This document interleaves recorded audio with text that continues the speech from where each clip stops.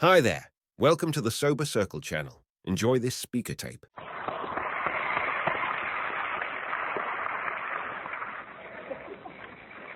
And now for the peace resistance. We have, as our speaker tonight, a lad that I have had the privilege of meeting before, and has come up here from Hollywood to speak to us tonight. And I know we're all in for a treat. So without any further ado, I'd like to introduce Al M. of Hollywood.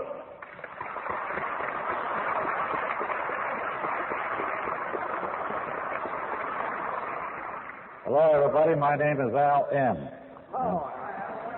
And I'm an alcoholic. And thanks for that lad, John. Did you hear that? He says, that lad. That's wonderful. Well, the man walked into the bar room. He walked up to the bartender and had his arm up in there like this. He says, the bartender, give me a double. The bartender looked at his arm and he says, my goodness, man, where'd you get it? He says, I had it shot off down in Guam in the last war. So the bartender says, have a couple on the house? He had a couple on the house and walked out. About an hour later, another fellow come in. He's fixed up like this. He says, bartender, give me a double.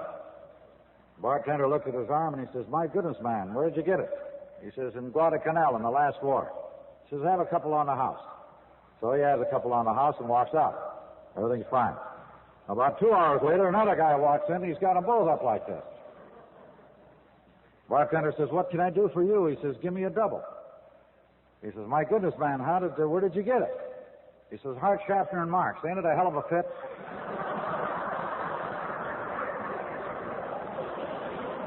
Well,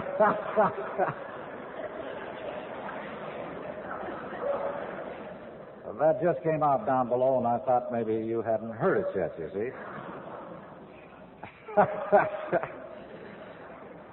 Well, I know we have a lot of people here tonight who are from the outside and not alcoholics. So they're here to find out possibly for a brother or a sister, or a mother or a father or an uncle, you know. And how many of you came to an AA meeting on account of someone else, you know? But I think it's very good that we get down to basic Alcoholics Anonymous and alcoholism and talk about a few things that possibly they don't know that we know. Or we think we know anyway, you know. Did you ever talk to an AA who's been around 6 months? He knows everything. And he's around 6 years and he doesn't know anything and admits it. But that's the way we all are. It's wonderful. We found something. Anyway, I would like to say a few words about things that we have learned in Alcoholics Anonymous. We don't all agree, of course.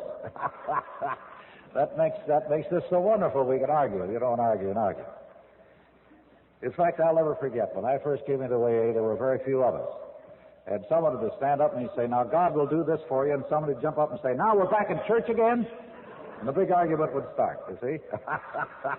Somebody says, let's take a collection, and somebody say, now what is this, a racket for money? And that's the way it used to be. Now God and money, we talk right out and just bring it right out in the open, you know, and don't try to hide it. But anyway, we find out that alcoholism is definitely a disease. It's as much of a disease as cancer, heart trouble, or anything else that you can name that is a killer. The statistics say, and there are different statistics, that it is the second worst killer. Another statistic comes out and says it's the third worst killer. Another statistic says it's the fourth worst killer. But we know it's a killer. And it causes many, many other diseases. It is the basic reason we have many other diseases. It breaks us down. That is, especially for an alcoholic. We find that the disease of alcoholism is made up of two parts: an allergy of the body coupled with an obsession of the mind. And I am amazed how many of us just slur over the fact that we have a physical allergy. Some explain it that some people have an allergy, for instance, for cucumbers. They can't eat cucumbers. They get sick. Other people can't eat strawberries. They break out all over. And they never get rid of these allergies. But these are very minor, you know. They should have the allergy of alcoholism. That's the allergy. This is the dandy. But it is so stated, and this is the theory that I believe in, and I think it's my privilege, and I've heard it from from a couple eminent doctors, that 4% of the people in the world are or will become alcoholic before they die if they drink alcohol to any degree at all. They also follow this up with the fact that it isn't the amount of booze that we drink that causes the disease. It's how the stuff affects us. How are we set up physically for this alcohol? Now, many of us believed, and I did when I first came into AA, that I would have had to drink for 15 or 20 years to be a qualified alcoholic. And then the kids started to coming in. Kids as young as 30 years old. You know, we'd look at them and say, you couldn't have drunk enough to become an alcoholic. Go back and qualify yourself, you know. And then I brought a guy in that was 29 years old. And when he got through telling his story, why, they says, well, I guess you're an exception to the rule. We'll take you in. But it has come to pass that it isn't the amount of booze that you drink that causes the disease. It's how the stuff affects you. That's the important thing. Oh, I suppose that a person can become allergic to alcohol by drinking gallons of alcohol over a period. But the good doctors say that isn't the important thing. We're set up very similar to diabetes. Diabetics, the 4% of the people in the world will become diabetics before they die. Not because of the excess use of sugar, but physically they're set up that they can't catalyze or burn up the sugar like so-called normal people. And the same thing exactly is true of an alcoholic. Now, it is also true that there are some people who are born alcoholics, but these are the exceptions to the rule. I suppose you have heard at AA meeting, some guy gets up and says, from the time I took a couple drinks, I went on a bender, I was drunk for 3 days, I had blackouts, I didn't remember what I did, and so forth. Well, this is a man who is a woman who is a born alcoholic. But most of us are not affected that way. And also, you can become an alcoholic at any age. I have an old friend down in Los Angeles who came into AA at the age of 69. He said he wasn't an alcoholic till he was 65. The old devil is damn near 90 now. And he's still going. Still sober. So you see, these things happen, and it also happens on the physical side of the disease. It says in our book, and you who are not members of AA, we have a book called Alcoholics Anonymous. And it says in the book, once we have crossed the line from being a normal drinker into the realm of being an alcoholic, there is never any turning back. We are dead, we are through, we were finished, we will never be able to drink without having trouble again. And I believe definitely in my own mind, and many others along with me, is the fact that we have crossed that line physically. And to me, this is where the disease starts. Now, I know that you are like me, without a doubt, and you went along and you drank and you would cross this line. You didn't know it's just very slight. You don't realize it. But pretty soon, you didn't remember just exactly how you drove home last night. So you go over to the window, you look down to see if your car's out in front. Then the next thing, you can't remember much of where you were, so you wonder, who did I run over? So you get dressed real fast and shake it like a leaf and go down without tying your shoes because you can't. And you look at the bumper on your car to see if there's any blood on it, you know. It's very funny now, but it was very tragic then.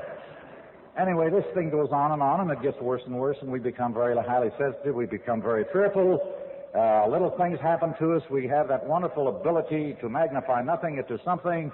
We become emotionally unstable, and I mean it gets to the point where the disease practically is emotional instability, to the point that it's actually physical pain. And I know you have gone through the same thing that I have. And then, you know, you say, I feel so good today, I'm at the top of the world, everything is going fine, I made a few bucks, everybody is happy, the world is mine, and maybe a close friend, or maybe if you have a wife, but then, you know, they'll say, look out, you're heading for a drunk. What do you mean I'm heading for a drunk? Why, the world is my oyster, everything is fine. And then somebody says something that you don't like very well. And then you go to bed at night and you say, what is this business? Why did, you know, and you start building it, and you start magnifying and magnifying. All alcoholics are the same in this respect. And to the point until you get yourself into a great big emotional tizzy where it's actually physical pain, and you fight this for a few days, knowing full well if you ever take another drink, you're going on a bender, and you know it. And finally you go over to the bar and you say, what's the use? I'm suffering, I can't stand it, I can't sleep, I'm all upset, so you have a drink, and you're on your way again. Knowing full well when you take that first drink that you're going to walk through hell again before you're on earth. And you don't know whether you're going to get back or not. No, this disease is a physical allergy coupled with an obsession of the mind to the point that you can't do anything about it. And there are obsessions, and there are obsessions, and there are obsessions. And most obsessions that we have are harmless obsessions. And then there are the harmful obsessions. And I think I'll go into this because we got a lot of time. I'll be here till 11:30 anyway. And Buzz says he'd hold up the dance till I got through. But I just didn't come up here to talk an hour all this way. I figured a couple, 2, 3 hours would be all right. You see, I may never be invited again. I don't want to be. And we're here to sell AA anyway, aren't we? You know? Did you hear the story about overselling? Well, I happen to be a salesman now. I used to be a musician, an alleged. I fooled him for 40 years anyway. But you hear the story about selling and overselling. This gal, this Irish gal, was a beautiful gal. She was a Roman Catholic, and she fell in love with a Jewish boy, Aby. In fact, they had been raised together, and they were wonderful friends. And all at once, when they became of age, they fell in love with one another, and this gal started going with Aby. And her mother says, look, Aby is a wonderful boy, and I love him, and I think he's great. But you cannot marry Aby. He has to become a Catholic. She says, don't worry, Mother, I'll sell him. I'll sell him.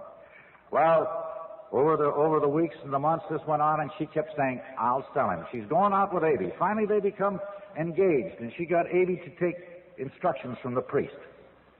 And her mother would say, you remember what don't worry, I'm selling Aby. He's taking instructions now, I'm selling Aby. And they became engaged. And then one night she comes home, and she gets all fixed up, real beautiful, with the finest clothes, and fixed herself all up good. And she went to, her mother says, what's going on tonight? You're getting all fussed up, and you're so happy. She says, we're going to set our wedding date. She said, well, you remember what I told you? Don't worry, I'm selling Aby, I'm selling Aby. So she went out, and she came back about an hour later, and she was crying like her heart would break. And the mother says, what's the matter? She says, I oversold Aby. Well, how could you oversold Aby? She says, Aby not only decided to become a Catholic, he's going to be a priest.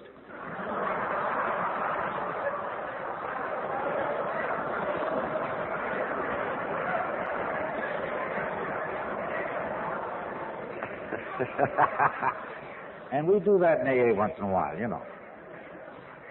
Tell them about everything that's going to happen, and then it doesn't. They just get sober, you know. Say, my wife didn't come back to me. I didn't get my job back, you know. Which is the way it's supposed to be. But there are obsessions and there are obsessions. There's a harmless obsession and a harmful obsession. And all of us have little harmless obsessions. And I got to thinking about this, and I realized that there are certain things that I do every day, and I wouldn't change them for the world. They're little obsessions. And they don't hurt anybody, and I like them. I found out, because I'm right-handed, when I go to bed at night, I always take my left shoe off first. When I get up in the morning, I put my left shoe on first. And the same thing with my socks. And I says, how long have I been doing this? 1,000,000 years. And I wouldn't change this routine for the world. The roof might fall in on me or something might happen, you see. So here's a little harmless obsession. I have a friend, when he walks down the street, he touches every telephone post as he goes by, if there are telephone posts. He misses one back here block, he runs back and touches it. Now, that doesn't hurt anybody, you see. He's just a little ding-a-ling, but that's all right. It's all right. And then I have a friend that I used to work with in the middle 20s when we were jazz band johns. In fact, we worked at the Lowe's Warfield over here in 1926, if you want to know, in San Francisco. Anyway, we'd go to bed at night, whether we were drunk or sober. He'd touch everything on top of the dresser once. And I finally says, baby, what do you do that for? He says, it ain't hurting you and it's doing me a lot of good. Let's never bring this up again.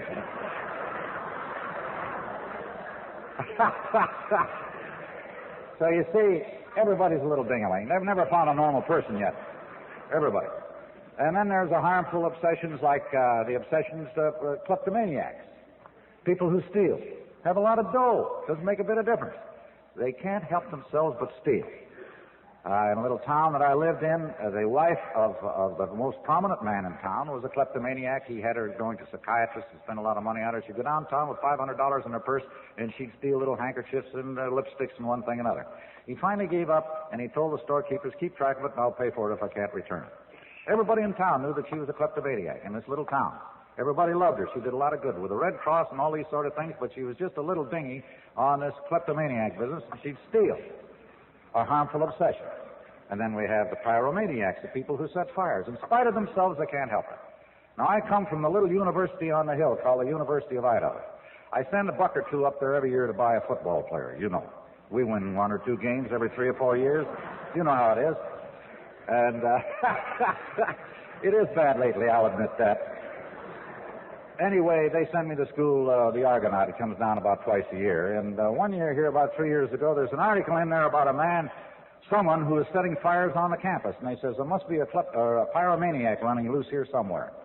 And they put out the fires and no harm done. But one Saturday night, someone set fire to the men's dormitory, one of the men's dormitories, and 3 of the students were burned to death. Now they got serious. They brought in the FBI, They checked every student's record that came to school. They found one man who had been in the Air Corps, who was a straight-A student in engineering there. He was coming to school on his GI Bill of Rights, and here he was at school and had been setting fires on this air base where he was. They gave him psychiatric treatment for 1 year and released him with an honorable discharge. They went over and tapped him on the shoulder, and he immediately admitted that he had done it. He says, "My God, do something for me. I can't help myself. I just can't help myself from doing it." So they put him in prison for life. But this is a harmful obsession, something that he can't do anything about. Then there's the sex deviant, and the next thing comes along is the alcoholic. A harmful obsession beyond our control. And the non-alcoholic cannot understand. They can't understand that we cannot or could not help ourselves from reaching for that drink. We had no way to help ourselves to keep from reaching for that drink. Willpower doesn't enter into it. We now, since we've been in AA, realize that we were drunk mentally before we ever reached for that first drink, and then we became drunk physically. I know myself, I have been sober physically for a good many years, but mentally I get a little bit squirreled up. But we find out here's where Alcoholics Anonymous comes in. Of course, we start getting honest with ourselves for a change in our lives, and we're able to do something about it. If nothing else, we can call up another AA and talk to them, and things sort of disappear, even as up to this day. Even as up to this day. When things get a little bit sticky for me, and I get blue about something that maybe I don't know what it's about, and I sit down and I start getting honest with myself again, and we do deviate off in all directions. We'll be alcoholic until we die. It's very strange how God, in his wondrous ways, comes along and says, "Well, you know what you did to that certain person 3 days ago. It's been bothering you. All you have to do is start examining your conscience a little bit. You call up this party, apologize, and everything is over. It's just like that." It goes back to that old basic thing in Alcoholics Anonymous, self-honesty, which is the basis of the whole thing, we know. Now, I don't like to talk too much about my history, of which is very corny. This is like all the rest of you drunks, some worse and some better. Now we're getting people into AA that never were in a sanitarium, never in jail. They still have their families, they still have their bank accounts, they still have their job, and they still have a certain amount of respect. Thank God for AA. You see what this education of Alcoholics Anonymous has done for the people. They're coming into now before they're absolutely wrecked and ruined, and more all the time. But when I came in, which was back in 41, AA hadn't been along, you see, so we went through the ringer, all of us, real good. In fact, I think there was one guy younger than me in AA in Los Angeles when I came in, and you'll hear him tomorrow. I had a friend of mine. He was also a musician who took a cure. This is the aversion treatment. I think there should be a law against, because they die. It's terrible. They do to a dog what we do to ourselves in these aversion treatments, these cures. Why, they'd put a man in jail, you know, for cruelty to animals. But we're cruelty of man to man. Anyway, I called him up. I was on this drunk, and I couldn't get off this drunk. I couldn't get drunker, and I couldn't get sober, and I tried to drink myself sober, and everything is upside down. And so I call up this friend of mine, and I says, "You took a cure, and you're sober?" He says, "Sober 7 years, but for goodness sake, don't take the cure. It's no good." He says, "I'm staying sober on willpower, and I might get drunk any day," and quack, quack, quack, quack, quack. So I says, "Just tell me who it was." So he told me, and I called him, and within a very short time, the man with the white jacket was there and took me in the car out to this place. Cure joint. Alco, it was called. They checked me all over, and the guy says, "His heart's fine." And I says, "What do you mean my heart's fine?" And he says, "Well," he says, "a little rough, you know." And I says, "Well, if it's going to be rough, let's just forget this whole thing. I'll sober up and go home." "Oh, no, that's all right. You'll make it all right." So they gave me one of those nightgowns that just comes down to here, and they put me to bed, and the man comes in with a tray of all the different kinds of boozes, and he says, "Take your pick." And I took my pick, and they let me drink all I wanted, and I got loaded to the gills. And I says, "Now, this is fine." And then they hit me in the chest with that big needle, which I find out later had that chemical in it called apomorphine, which makes you sick whether you've been drinking or not. And I puked until my eyeballs hung out, believe me. And then they gave me these high enemas, and I mean high enemas, repeatedly. And then they gave me some pills that make you perspire, I say sweat, and I just soak right through the mattress. And when I'm just about getting my breath and getting back my head on the pillow again, boom, the booze, the shots, the high enemas, the pills, and we go through the same routine. 3 days and 3 nights, every 4 hours, I put myself through this ringer. When I got out of there, I was as pure as the day I was born. I was supposed to be cured. Well, any damn fool would know that's an old billiard drinker like me that it wasn't the booze that made me sick, it was those doggone shots in the chest. I said, this is all right for the kids, but an old guy like me that knows all about this is crazy, spending $150 foolishly. Well, of course, within a short time, I was back on the gigawatt. But it was funny. I got out of there, and I had the jitters worse than I'd ever had them in my life. And I was walking up Hollywood Boulevard, and I met another musician friend of mine, and I says, oh, he says, what's the matter? I says, I just took a cure. He says, don't take those things, don't take those things. I says, never again, never again. Then a friend of mine who was a violinist with Wayne King, and I worked with I hate to admit it, but I did for 3 months one time. I told Wayne, I can't work for you, you're going to drive me to drink. So I quit. This is the way back. But this guy was working for Wayne King, and he couldn't stand him either, but he stood him. He stayed drunk all the time, and he was that great violinist that really made Wayne a millionaire. His name was Greg. I was working at a theater, and I walked over to the Aragon Ballroom in Chicago to see the boys in the band, who I knew, and Wayne says, where can I get a fiddler? I just put one in the nut house. And he used to ride his first fiddler so much he drove him nuts. And then he said, this was the second one. So I says, well, he says, I'm going on the air at 11 o'clock, and I'll pay $50 for somebody to come and work the 45-minute air show with me. And I said, oh, we got a fiddler over there. It's the greatest thing in the world. He needs the dough. He's got 4 kids. So I went over and I said to Greg, go over and see Wayne as soon as we're through with the show. He needs a fiddler real bad, and he'll pay you $50. Greg says, lead me to it. So Greg was a real artist, and he went over there and he sat in with Wayne and played for him, and Wayne lost his mind and gave him double salary to come and work for him. So he went to work for Rain, and I warned him. I said, he'll drive you to drink. So he did. And the guy drank so much he went nuts. He went absolutely nuts. And he had an insurance policy whereby he would get $100 a week as long as he was totally disabled. And when he got out of this nut house where he spent a year, he's totally disabled, so he moved to Beverly Hills with his kids and his wife and a wonderful family. And he's getting this $100 a week, but he has to prove to the insurance company that he's nuts yet, you see, totally disabled. So he has to report to a psychiatrist, a head shrinker, every so often. And he could put on a good show, so he went to this head shrinker. I'm leading up to something. I mean, this is interesting anyway to me. I suppose it is to you. So he had to prove that he was still nuts, and he'd report to this head shrinker. So one night I'm out to see Wayne, and I'm kind of on the loose. My first wife, the intolerant one, had divorced me. So I got loaded, and I was pretty loaded when I got there, and I got a little awkward, and I fell over and broke his piano stool and some stand. You know how you are, and didn't mean to do it. And I went out about 2 weeks later and told Greg, I says, I'll pay for him. He says, don't worry about that. He says, you know, you're a terrible drunk. I says, no kidding. And he says, yeah. I says, yeah, but I'm all through drinking now. He says, why? I says, I swore off. I took the veil. I'm never going to drink again. I was always quitting. I quit 8 million times. And I was a periodical drunk. I was one of the kind of drunks that never ate, never worked, never did nothing but drink when I drank. And then when I got over it, then I did nothing but work to try to make up for the stuff that, you know how it is. So I said, well, I'm never going to drink again. I'm all through drinking. You know, I'm sober, I feel good, and everything's fine. I'm getting a lot of work, everything's fine. It's just like that story of the 2 kids, you know. The one of them says, we pray morning, noon, and night in our house. And the other kid says, we just pray at night in my house. And he says, well, why do you just pray at night? He says, because we're not scared in the daytime. And that's the way with us alcoholics. When we were sober, we're never going to drink again anyway, you know. So that was me. So he said, I think you should see the psychiatrist. His name is so-and-so, which is a very, very tough name to pronounce. And he was a good psychiatrist because he spoke broken English. You couldn't hardly understand him. And he was all right. So I finally says, okay, I'll go down and see him. I took 3 treatments, and nothing happened. Like all alcoholics, I wasn't going to drink again anyway. This was foolish. I was just trying to make it up to Greg, you know. And I lied to him. I wasn't truthful or honest with him at all. Of course, after I got into AA, I found out what the guy was driving at, and I found this out in the 4th step, which is nothing more than self-psychiatry, let's face it. So nothing happened. 3 treatments, and I said, this is foolishness. I'm spending money for nothing, and nothing happened. It reminds me of the story that was brought up from Texas some time ago about the young man who came from a nice family. They always come from such a nice family, you know, these drunks. All nice families. Sure we did. And the best people in the world.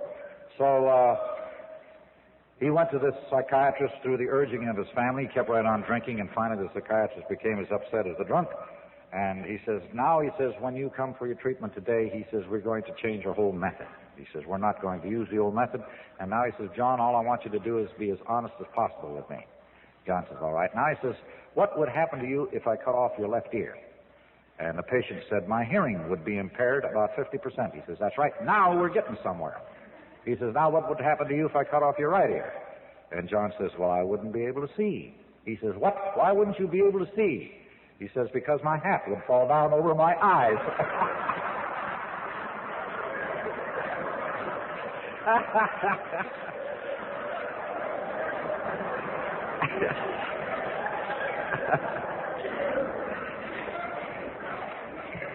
I think that's funnier than hell. I like those silly ones, you know. That's no point, you know. We got a lot of time. I ought to tell you that. I think it's the craziest thing. This guy was a little piano player. He's about so high, and I could just see him now. I like these musician jokes anyway. He's about so high, and he was a terrible drunk.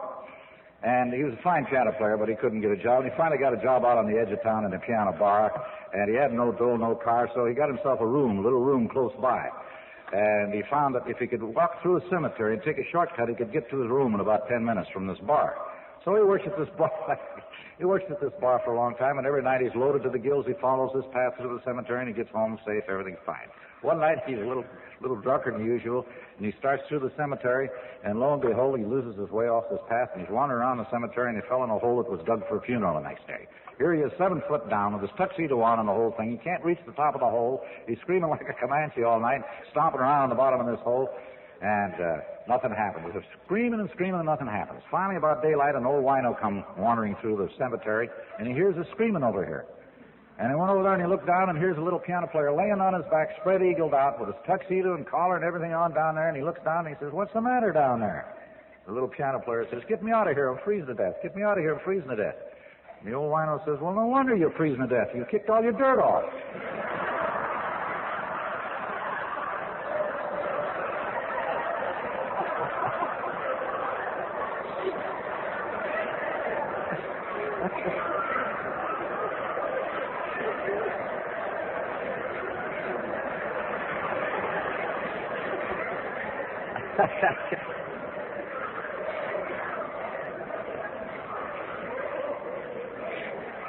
Well, then,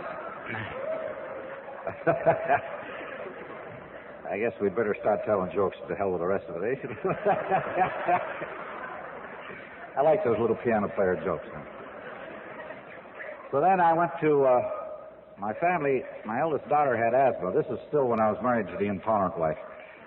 And we moved up to Hunga. It's about 2,000 feet altitude, and the asthma up there, she was greatly relieved. In fact, she still lives there. And it was very lonesome in this little town. It was very rough for a drunk because, you know, there's another reason to get drunk. You get so lonesome, and you're away from all the rest of the musicians and the bars. You're not hanging around the bars with the boys to find out what's cooking at the studios. So they told me that there was a wonderful Catholic priest down there I ought to get acquainted with. So I went down and got acquainted with this guy. I had been raised a Catholic, but I hadn't been around for 1,000 years. And like all drunks, you know, you just, you know, so you don't believe in anything. So I got acquainted with him. His name was Father Dennis Falvey. And from the name, you know that he was from the All-Sod, and he still spoke very Irish. And we became very, very dear friends. So Father Falvey and I helped him get a choir together and got an organist for him, and we got a choir going, and everything was real nice. I'd disappear for a couple of weeks once in a while, and I'd come down to his house usually, and I'd say, Father, loan me a fin, I'm dying. I'd be shaking like a leaf, and he'd say, here you are, my boy, don't spend it all in one place. Never say, why don't you pray, why don't you do this, why don't you go? Never gave me any bad time at all. He wasn't like most of the sky pilots, you know. He knew the story. He knew what was going on. And he wasn't a drunk himself either. He'd maybe take a nip of wine, but that was all. So I had been sober about 3 months, and Christmas is coming along, and everything is going along very good, and I used to stay sober sometimes as long as 3 months. When I got sobered up, I could make money like crazy. Everything was fine. Bought a new car. The kids wanted bicycles and wristwatches, 2 daughters for Christmas, and we got those hidden away. And Father's going to have high mass at 8 o'clock on Christmas morning, and I'm going to conduct the choir. And about 2 days before Christmas, I got a call from one of the studios where I worked all the time, and they says, we're having a big Christmas party. And all you guys that play down here for our pictures, we'd like to have you come down and give us some music, some dance music. And I says, well, what's it all about? Well, it's a Christmas party put on by the studios. We're going to be in stage so-and-so, and all the food you want to eat for free and all the booze you want to drink for free. And I says, what kind of booze? They says, White Horse Scotch on down. No champagne. I said, well, that's too bad. I'm on the wagon anyway. They says, will you come down? And I said, sure, I'll come down. When will it start? 3 o'clock to 6. I said, okay. So I told the wife about this, and she says, White Horse Scotch, huh? Yeah, so I start out the door with a trombone under my arm. Now I have to, we're going to open up presents at 7 o'clock Christmas Eve. You know, we do the damnedest things at the most awkward times. So as I'm going out the door, the wife said, don't drink over 3 Scotch and sodas. I says, who said I was going to drink 1 Scotch and soda? She says, don't drink over 3. I know you can. I says, who said I was going to drink any? You know damn well that I can't drink 1. And the big argument starts, and I stomp out of the house there in a big tizzy. She just wants me to get drunk, that's all. She wants me to ruin everything. So I drive down the hill, and I'm saying, well, she knows me well enough. We've been married for so many years. She knows I can handle 3. And I say, well, this is talking to myself. I'm nuts. I won't drink any. Anyway, I did my little bit on the stand, and I look over here. Here's all the squares over there eating food. You know, the fiddlers and people like that, the squares. And over here is all my pals, all the brass men and the drummers and all those guys, and an old friend, Joe, I hadn't seen for a long time, over at the bar. I walked over and I says, Joe, how are you? He says, step up here and wet your beak, Al. He says, it's all for free, your own mix, the ice cubes, the whole business. I says, I'm sorry, I'm on the wagon. He says, it's a hell of a time to go on the wagon. I said, I know it is, but I'm on the wagon. So then somebody else come up I hadn't seen for. Finally, I says, I don't care if I do. Now, when I got out of jail Christmas night about 9:30, my car was all wrecked. I was in an awful mess, and my lawyer, I says, why didn't you get here sooner? Well, were you, Bunny? He says, I was drunk myself, and I had to sober up to come down to get you out of there to put me in with you. So anyway, I went down to see the father the next day. I mean, words don't hurt you. Sticks and stones will break my bones, and the old lady was, you know, the old business, you know. But I was ready to kill myself. Somebody handed me a gun and I shot myself when I walked out of that jail door. I mean, I was so disgusted. I had let down everybody, and I felt so terrible about it. I didn't know that this was insanity. I didn't know that I was insane when I drank. It was long before AA. So I went to the old father, and the old father says, where were you, in jail? And I said, yeah. But I want to take a pledge. And he says, oh, you can take a pledge if you want to, but it won't do you any good. And I says, what do you mean it won't do me any good? He says, well, he says, I've known a couple of guys like you, he says, that got sober, but he said, most of them just died drunks. And I says, you know, a couple of guys like me that got sober? I says, how? He says, I don't know. But something happened to them where they had a complete change of personalities, a complete change in attitudes. And I says, well, what was it that happened? He says, I don't know. I says, where are they? He says, I don't know where they are. It's been happened through the years. He says, sure, the pledge will do the Saturday nights drunks a lot of good, but guys like you, nothing. And I says, what's going to happen to me? He says, oh, you'll die a drunk. You'll just die a drunk. Unless something comes up that changes your whole thinking process. He says, let me tell you something, Al. It's not a sin to drink, but it's a sin to be a glutton. And that's as far as I can take you, and that's as far as any honest man of the cloth can take you. It's not a sin to drink, but it's a sin to be a glutton. So I went on my way, and of course the intolerant one divorced me, and which was the best thing that ever happened. Maybe if it hadn't been for her, I wouldn't have been a drunk, you know. The screwy ideas we get. Anyway, I ended up back in Los Angeles and deteriorated down, things get worse and worse and worse. And one orchestra leader told me in one of the big studios, he says, you know, Marino, this is anonymous, I forgot. He says, you know, the most dependable thing about you is your independability. He says, I write music for you, I write beautiful trombone solos for you, and he says, if I catch you just right, you play them just like an angel. And the next time you come, you sound like a grade school kid. He says, why don't you get wise to yourself? This guy was a very dear friend of mine. I played with him when he was a lousy third trumpet player, you know. But he was one of the smart guys that didn't drink, and he got himself up to where he was the head of the music department of this particular studio, making $1,500 a week. It was set me down. What can you do? I mean, I'd get myself in these emotional tizzies. There was nothing I could do about it. I finally ended up in the $2 a week room. I never hit Skid Row. I never hocked my horns. I never got down there. I know a lot of musicians that did. But also, I find out that there are no more drunken musicians. There are drunken anybody else. It doesn't make any difference. Most of the musicians nowadays, they have a home and they have a family and they settle down, except the guys way out there. You know, those kids that are way out in Cloud 99. But this was the old idea everybody had that because you're a musician you had to be drunk, but that's a fallacy, a big fallacy. So anyway, things got from bad to worse, and I see the sheriff. You see, I can sit next to a sheriff now. It doesn't bother me at all. In fact, I could sit next to a sheriff then when I was sober, and it didn't bother me a great deal. But I had been pinched a couple for drunk driving. And you know, both times I was pinched for drunk driving, I was parked and passed out. And the motor was running. Yeah, parked against the curb and passed out. Now, when I lived in Chicago, they had the rule there. They would publish little articles in the paper. If you were drunk and you know you can't drive, pull over to the curb, get a cab, or wait for a squad car. They'll take you home, and they used to do it. I was taken home 2 or 3 times when I knew I couldn't handle it. But here, I wanted to get home because if I was caught on the street or anything, I knew I was going to get in the pokey. And I got in the pokey. And both times. So the second time, I had been at the studio, and I stopped to see a friend, and I got drunk, and I parked, and when I backed in, I bumped somebody's car a little bit behind me, the bumper, it didn't hurt it, and I just closed the windows, and I forgot to turn the motor off and passed out, and they put me in the pokey for 30 days. And I was a guest of Biscaloo's, was our sheriff at that time down there, Biscaloo's. And it wasn't too bad. I got a chance to get sober, and I was in there, and I said, if I ever take a drink again, I'm going to kill myself. And I know how I can do it. Just keep right on drinking. I had a lot of charge accounts at all the bars around Hollywood, and I could just drink myself to death if I wanted to. I could get all the money I wanted for booze, but I couldn't for food, you know? And that's a good way to have it if you're a drunk.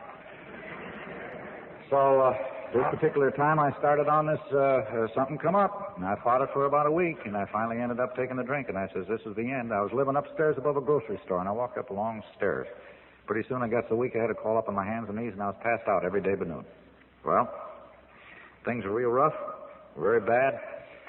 While I was on this whizzer, it was the last drunk. You know, the last one was always the worst. It lasted about 8 weeks. I got a call from an old drinking buddy of mine across town who we used to help each other get over our hangovers. This guy was quite a guy. And we had a little AA club all our own, one drunk helping the other. I needed some medicine. When I was dying in the morning, I'd call Jack, and Jack had come across the street with a jug, and I did the same thing for him. Beg, borrow, or steal, but we would help one another. We had an AA club all our own. Jack was a very low-type drinker, though. He was a bed drinker. He stayed in bed all the time when he drank, which I looked down on a great deal, and I told him, I says, man, you're a psychopathic drinker. You stay in bed. And he says, well, I might be psychopathic, but I don't get pinched as often as you do.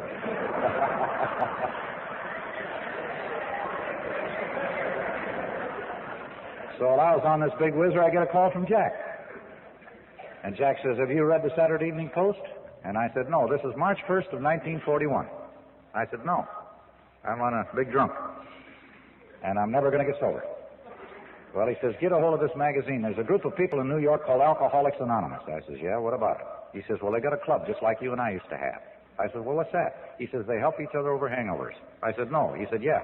He says, there's 100 of them. I said, no. He said, yes. He said, there's a picture of a guy lying in bed, and another guy come along, and most likely he's brought him some medicine. And when this guy is well, is lying in bed, why, he says, then this other guy needs some help. He goes and brings him some medicine. And he says, there's 100 of them, like a daisy chain, go around, give each other medicine. And I says, is there any more to it? And he says, well, I don't know. I can't read the small print. I'm drunk myself.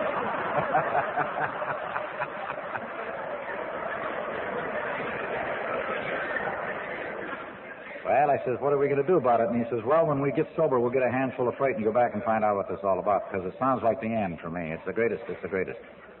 I said, okay. Went right on drinking, and finally, after about 3 or 4 weeks, I'm still on this whizzer. He calls me again. He says, I found this thing called Alcoholics Anonymous. I said, no. He said, yeah. I says, what about it? He says, they don't drink. I says, they don't drink. He says, no, they don't drink. He says, I must have missed it in that article. I says, you did. I says, how did you find it? He says, well, I was in the local liquor store down here cuffing for a jug of wine, and one of the local drunks was paying part of his bill, and I got him by the arm. I said, what do you mean paying your bill here with us guys around here? No, they won't give us any charges. And the guy says, well, I'm a member of Alcoholics Anonymous, and I'm making amends by paying part of my bill. And I'm spreading it a little thin around the neighborhood, but it's working very good. And I'm staying sober. I'm changing my whole life. So Jack says, I went to a meeting with him, and he says, I've been sober a week. I says, you've been sober a week? You're a psychopathic drinker like you? And he says, yeah. I says, I'm a cinch for a lifetime. Send him over. I'll talk to him. So he says, oh, no. Here's his name and his phone number. You have to call him. So I called him, and after 2 or 3 weeks, we finally got together. And I didn't like him at all. It was on a Wednesday night. And he talked and he quacked and he talked and he told me what a terrible drunk he was, and I didn't want to listen to that. I just wanted to know how you get sober and stay sober without getting the whoops and the jingles and the pukes and the dimes. And he says, that's all right. He says, I'll come over and pick you up Friday night. Now, in the meantime, this is about 41. From about 38 on up, I had met a girl who was the last friend I had in the world. Even my friends weren't my friends anymore, you know. My family wouldn't write to me anymore. Now, it's very funny, but it was very tragic. I didn't have a soul in the world that give a damn for me except this girlfriend of mine. And she stuck around long enough and chased me for 5 years, and I slowed down, and we've been married for 20 now. But she was the only pal I had, and she's the most wonderful. We've never had a serious argument in 20 years, and that's pretty good for a drunk. She must be very tolerant, you know. Well, anyway, this guy said, I'll come over and pick you up Friday night. You'll have the jitters pretty bad. And I says, don't bother. I haven't decided to join your club. I don't know whether I'm going to like it or not. And don't forget, I'm one of the biggest musicians in town. If I lend my name to that thing, you know, it might be very bad for me. I must investigate this thing called Alcoholics Anonymous. What's the address? And he gave me the address, and Friday night came, and I'd been cooled down just a little bit. I wasn't shaking quite so bad, so Cecilia and I said, well, let's go down and look this thing over. She's a non-alcoholic. Her knees got weak when she drank, so she couldn't drink much. So, she got a buzz after 2 drinks. The guy says, I can't drink anymore. I got a buzz. I says, well, what the hell did you drink it for? You know, to get a buzz. Get a bigger buzz. Drink a little more. The way we did. So we went down, and I went to this meeting. It was my first meeting, and there were 34 or 35 people in the room. And there were 2 girls there, 2 women, I remember definitely. And the guy that stood up there and started talking, and he started quoting the Bible, and like it was a sin, to drink, and it was a great, you were a moral leper and all this and that. And it just happened to be one of those wacky doodles that night talking at this meeting. And it was a speaker meeting. And I turned to the guy sitting next to me, and I said, I can't see where this is going to help me in any way, shape, or form. I'm going home. This is halfway through the meeting. He says, don't go home. Stick around for the rest of the meeting and give yourself a break for the first time in your life and come back to at least 8 meetings and then make up your mind of whether you think this is for you or not. Can you stay sober 8 weeks? And I says, I stayed sober 3 months one time. He says, well, just come back and don't go home now. Well, this was a challenge, and I says, I'll just prove to you that this is a phony baloney. So I stayed for the rest of the meeting. And I kept coming back, and lo and behold, in about 6-7 days, I'm making 12-step calls. The guy says, how long you been sober? I said, a week. He said, what do you mean? What are you talking? I was sober 3 months one time. So I stayed sober, and I stayed sober. 8 weeks come along, and 10 weeks come along, and I'm still sober and running around like crazy. And like an old AA told me, just about 2 weeks before he passed away, one of my real close buddies in AA, he said, what would you give for your first year in AA?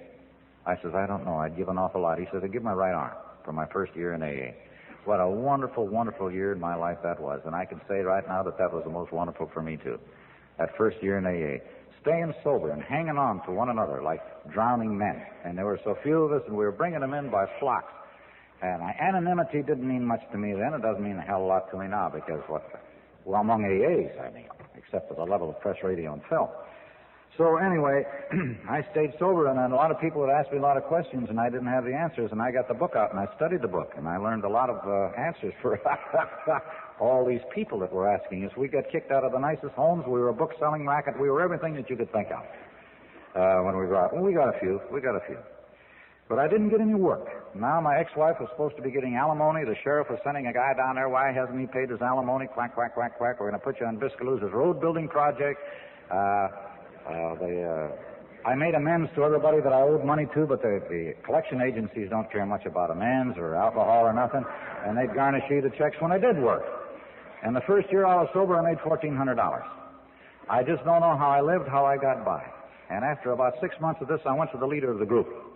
His name was Frank Randall, and God bless him, he held us together. He was a real rough, tough guy. He used to just spit in our face. He used to make me so mad, I'd just get up and yell at him. And he says, you're mad? And I says, yeah. He says, great, you're thinking. You'll stay sober, you're thinking. So anyway, I said, do you know anybody in the music business? And he said, no, why? And I said, I need a job real bad, and I thought you might have an angle. He says, my boy, this is not an employment agency. This is a place to stay sober. He says, what's your number one problem? I said, alcohol's my number one problem. He said, okay, take care of your number one problem, and everything else will take care of itself when it's supposed to. He says, you might not get a job for 5 years the way you've kicked these people around. It's so simple. That's all I have to worry about is booze. And everything else will take care of itself. It's very true. I didn't get any work that year. And there was a reason behind it. You see, God takes care of everything. If we do our part of the job, God will take care of the rest of it. Now, he doesn't say God isn't going to take care of it when we snap our fingers. And all us drunks are exactly the same way. We want it to happen right now. And that was the way with me. I want it to happen right now. I've been sober 6 months, and I can't get going. What's the matter? I'm playing better than I ever did in my life. I'm more capable. Quack, quack, quack, quack, quack, quack, quack. He says, there's a reason behind it somewhere, Al. He says, just be patient. You'll get what you'll deserve when you're supposed to get it. God will take care of it. And you know, now that I look back after about a year or two, why didn't I get that work? Well, I'll tell you, this is as factual to me as I'm standing here tonight, how God works in such wondrous ways. For many years, when I went to the studio, I always carried a jug. I always had a fifth of booze. I was always the first trombone player, egotistical, vain alcoholic. I had to be the first soloist or there was no go. And I didn't make any more money than the guy playing the fourth horn, and he could stay drunk all the time. Yeah, how stupid can you bet? You see, but I'm an alcoholic. I'm a vain, egotistical alcoholic, and I'm the best there else. So if things would get tough, I'd get a little bit nervous. I'd jump behind a stand, I'd have myself a couple snorts. Well, this was enough to get me started on another drink. As soon as the picture was over, invariably I was on a drunk. Now, God took care of me. He didn't even allow me to get to work, so I didn't have to have the jug. So I didn't have any trouble. I had no reason, nothing behind it at all. I didn't make any money, but I ate, and I had a roof over my head. God says no as often as he says yes. And when we look back at the things that we wanted so badly maybe a year ago, and then we realize we didn't get what we wanted, and we look back and we realize we didn't get it, and it was the luckiest thing in the world that we didn't. God said no. He took care of everything for us. It would have been a catastrophe if we'd have gotten what we wanted. And this is the way he works, but we have to do our part of the job. Action is the magic word in Alcoholics Anonymous. You see, our program is the basis of everything for us. In fact, the philosophy is the greatest in the world. We got a little bit of everything. We've got a little bit of everything. It's simple, but it's powerful. We've got a little religion in the program of Alcoholics Anonymous. Now, religion in itself doesn't keep many people sober. In fact, some of them that get sober on religion alone might as well stay drunk because they get ding-a-ling as hell. You know, you've seen that. You've seen that. We've got a little psychiatry in AA, you know, the self-psychiatry, the fourth step, which I think is of utmost importance to us, where we take our own. We sit down and analyze ourselves. If we do it honestly, it works very, very good. We've got that thing called group therapy, where we all get together. We all have the same enemy, exactly the same enemy. And they tell us in the program that we work this program according to the way we wish to work it, but we must be honest. Philosophy. Everything that you can name we have in this program, no one of which would get us sober, but we have them all here. And we have the most important thing of all is one drunk talking to another. One drunk talking to another. And now I know why that psychiatrist couldn't help me. If he'd have been a recovered alcoholic, boy, we'd have been pals. But he wasn't. And he didn't suffer like me. And he didn't get down on his knees by that bed and pray and puke and sweat like I did. He hadn't been through hell like I have, and there's no hell like it, getting over a bad drunk after 2 or 3 weeks without food, etc. You see, he hadn't been through none of this, so he couldn't help me. But just one of us drunks talking to another, how powerful this thing is. And the program is everything. The program is a spiritual program because it's for good. The whole movement of Alcoholics Anonymous is a spiritual movement because everything in AA is positive. Everything is good and God are synonymous. Now, we don't say that you must believe in God, but we say it helps an awful lot to believe in a power greater than yourself. But even if you are agnostic, it also says, keep an open mind and you will come to believe. You will realize that you as a person could not have done this job and performed this miracle that is being performed on you without the help of some power greater than ourselves, which we in AA call God. And this is the whole thing behind the whole thing, is God as we understand Him. To me, God is all and all is God. If I live up to the principles of Alcoholics Anonymous, I'm going to get the help of God. And after we get sober, all these other things happen to us.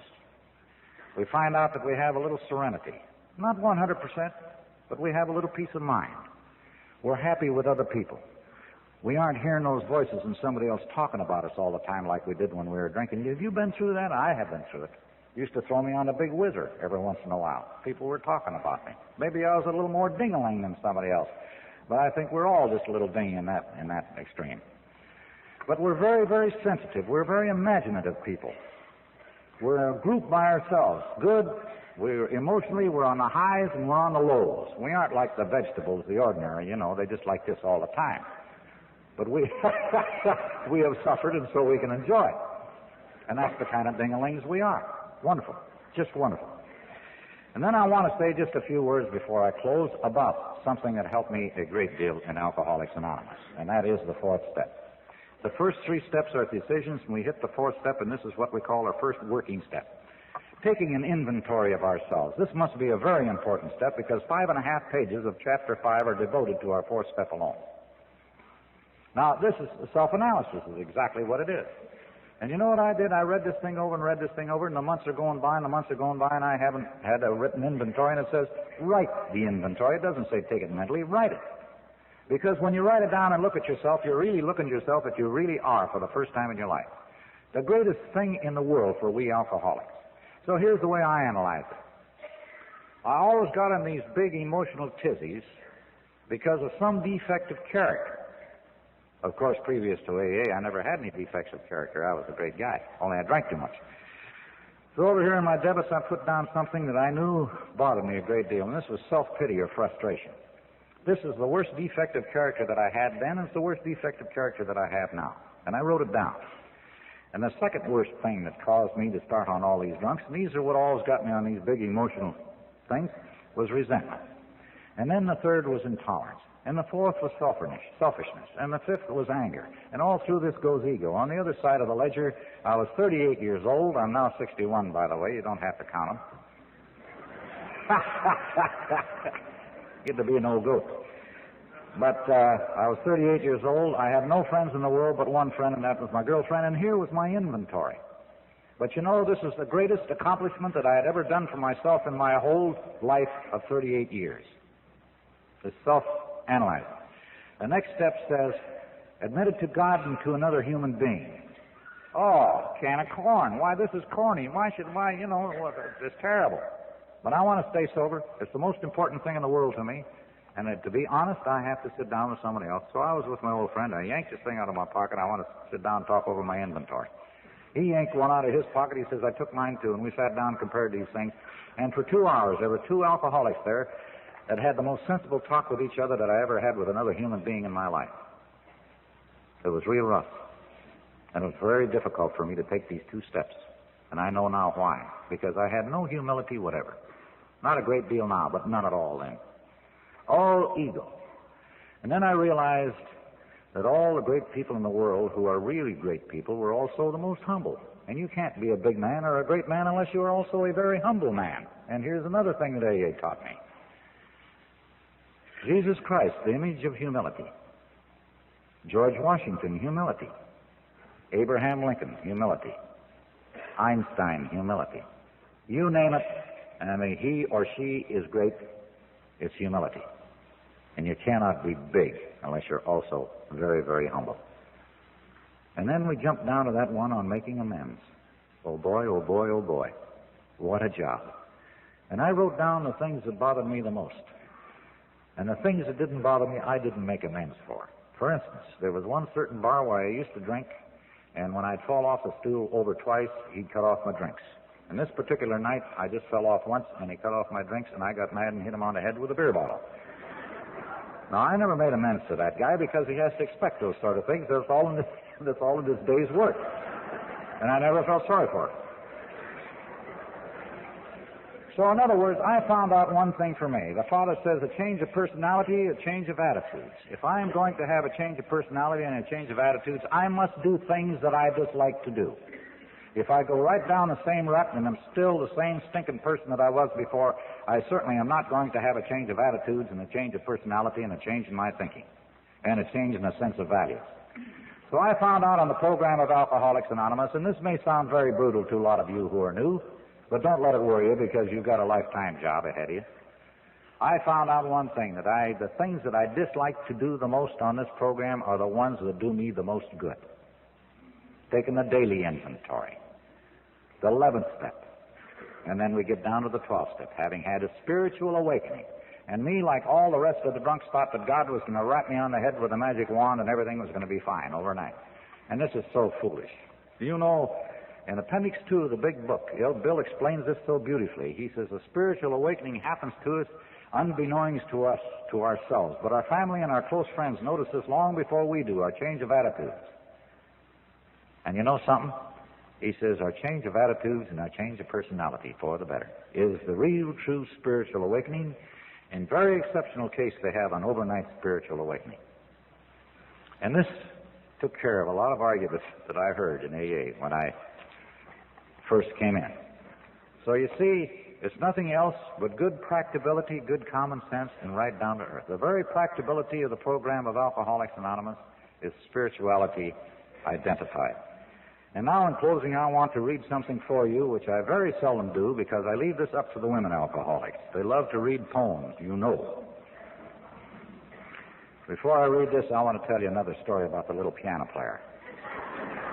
Because you seem to enjoy him so much, and I do too. The same little piano player, you know.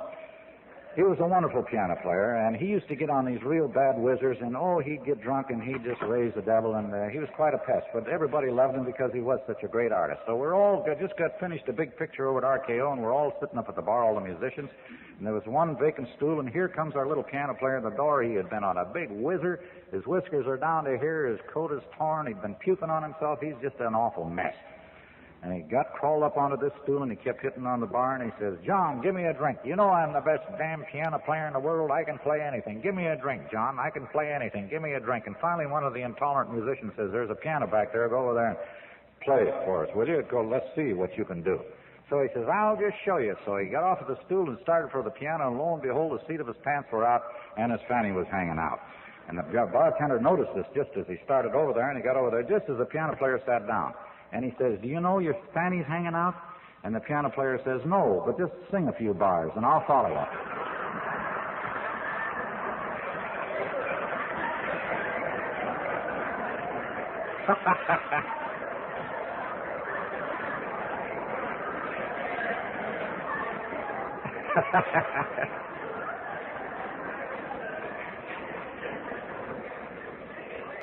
Many years ago,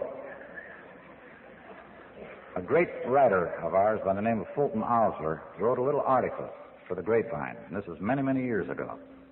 And I've always cherished this article because it is so beautiful. And he talks about members of Alcoholics Anonymous, and one member of his family was an alcoholic. Now, Fulton Osler is dead now. And I want to read this to you because it is so wonderful. He was a non-alcoholic member of AA, if you want to call him that. He wrote for us a great deal. He says, down at the very bottom of the social scale of AA society are the pariahs, the untouchables, and the outcasts, all underprivileged and all known by one excoriating epithet, relatives. I am a relative. I know my place. I am not complaining, but I hope no one will mind if I venture the plaintive confession that there are times, many, many times, when I wish I had been an alcoholic. By that I mean that I wish I were an AA. The reason for that is that I consider the AA people the most charming in the world. Such is my considered opinion. As a journalist, it has been my fortune to meet many of the people who are considered charming.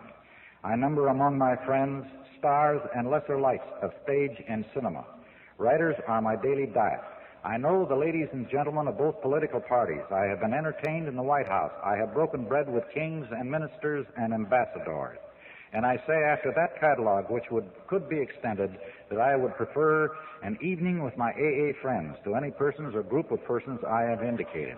I ask myself why I consider so charming these alcoholic caterpillars who have found their butterfly wings in Alcoholics Anonymous. There are more reasons than one, but I can name just a few. The AA people are what they are, and they were what they were because they are sensitive, imaginative, possessed of a sense of humor and awareness of universal truth. They are sensitive, which means that they are hurt easily, and that helped to make them alcoholics. But when they have found their restoration, they are still as sensitive as ever. responsive to beauty and to truth, and eager about the intangible glories of this life. That makes them charming companions. They are imaginative, and that helps to make them alcoholics. Some of them drank to flog their ambition on to greater efforts. Others guzzled only to black out unendurable demons that rose in their imagination. But when they found the restoration, their imagination is responsive to new incantations, and their talk abounds with color and life, and that makes them charming companions too. They are possessed with a sense of humor. Even in their cups, they have been known to say damnably funny things. Often it is being forced to take seriously the little and mean things of life that made them seek escape in a bottle.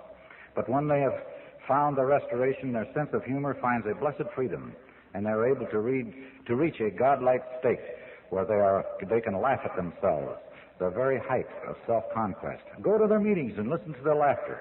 At what are they laughing? At ghoulish memories over which weaker souls would cringe in useless remorse, and that makes them wonderful people to be with by candlelight. And they are possessed of a sense of universal truth. That is often a new thing in their hearts. The fact that this at one moment with God's universe had never been awakened in them is sometimes the reason why they drank. The fact that it was at last awakened is almost always the reason why they are restored to the good and the simple ways of life. Stand with them when the meeting is over and listen while they say the Our Father. They have found a power greater than themselves which they diligently serve, and that gives them a charm that never was elsewhere on land or sea. It makes you know that God himself is really charming, because the AA people reflect his mercy and his forgiveness. And thank you very much, and God bless you. Thanks for listening. Please support the channel by liking and subscribing.